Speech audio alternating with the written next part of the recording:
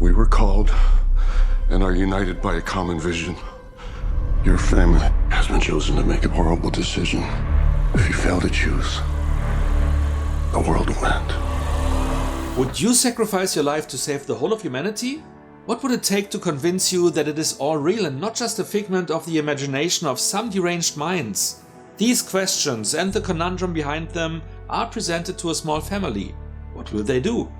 Hi there, it's Micha. If you find that premise intriguing, then join me for my review video. On vacation in a remote cabin, without cell service of course, 7-year-old Gwen is approached by a stranger named Leonard. I suppose I'm here to make friends with you. And your dad's too. Who seems nice enough. But my heart is broken. Why is it broken? Because of what I have to do today. But is soon joined by 3 more strangers armed with crude weapons, which scares Gwen away.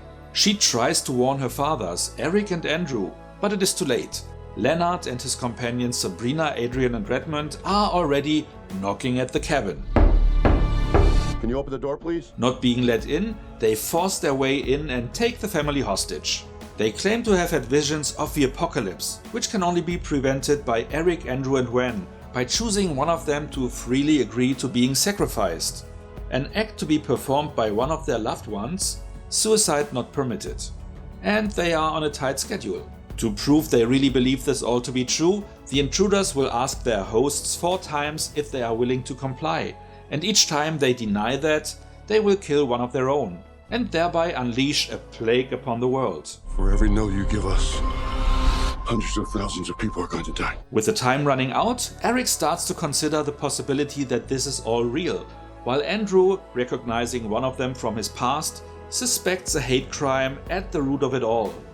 How will it end? The movie has only 4 possible obvious outcomes.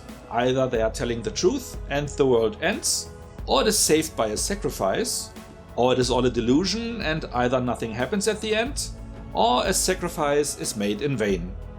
Until the solution is revealed, there are many things to consider. Are the events on TV real and happening right now? It's really happening. Did the 4 really have the same vision and then met? Or did they talk each other into believing so? The movie lives on pondering those questions, the weird scenario and the acting.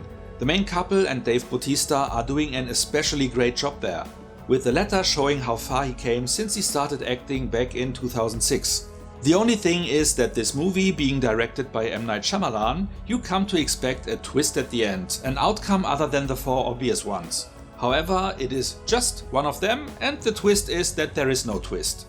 Surprising, a bit disappointing, but somehow also fitting. And with that being said, let's go to the rating. I liked the movie, though it didn't make me jump up and down. I would have loved more space for the remaining characters to develop and shine, but Bautista was the only home invader with more depth in that regards. The ending was fitting, but no surprise. You could guess the outcome pretty much straight away. However, this one offered food for thoughts, which made up for a lot. I'm going with 7 out of 10 here. It was a good movie, though not a great one. There was definitely room for improvement, but it is a strong 7.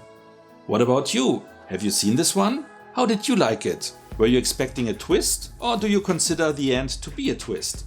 Whatever you like to share, let me know in the comments. And if you enjoyed this quick review video, please hit the like button. So much for now, see you next time and thanks for watching. Leonard and his companions Sabrina, Adrian, Redmond. I would have loved more space for the remaining characters to develop and shine, but Bautista was the only home invader with more depth in that regard. Armed with crude weapons.